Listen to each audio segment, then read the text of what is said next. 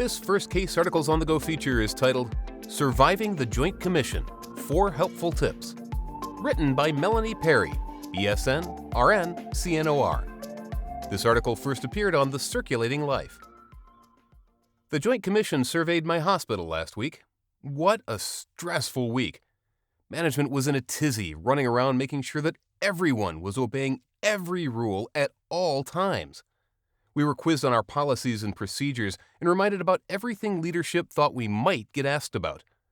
I guess they might say they were just prepping us, but all of the extra reminding and checking only seemed to add to the stress.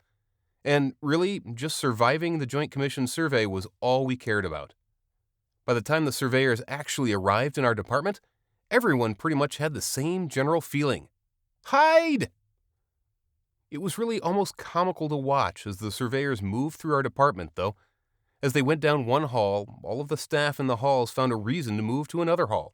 Or they suddenly had to go into the equipment room or the supply room, and they always told anyone they ran into to avoid the area where the surveyors were. So why does everyone want to hide?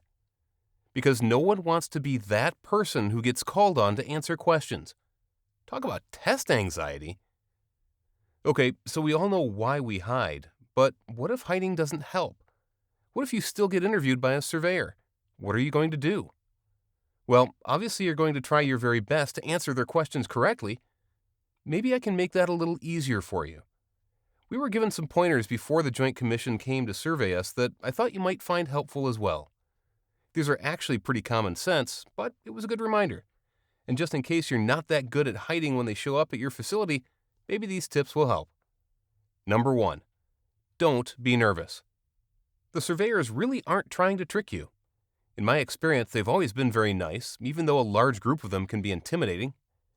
Number 2, only answer the question that you're asked.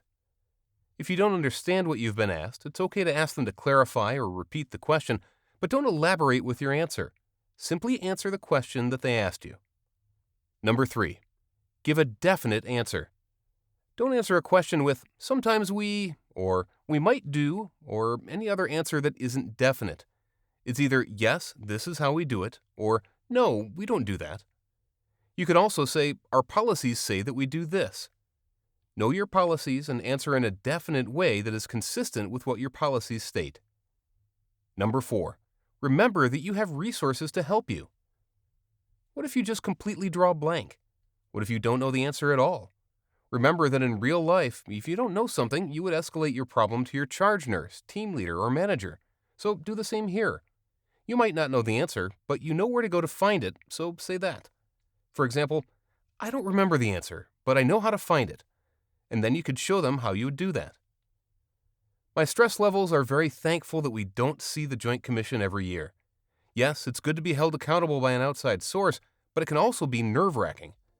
Hopefully, though, next time they show up at your facility, these 4 little tips will help you be confident in answering any question they may ask. As always, thanks for listening to this episode of First Case Articles on the Go.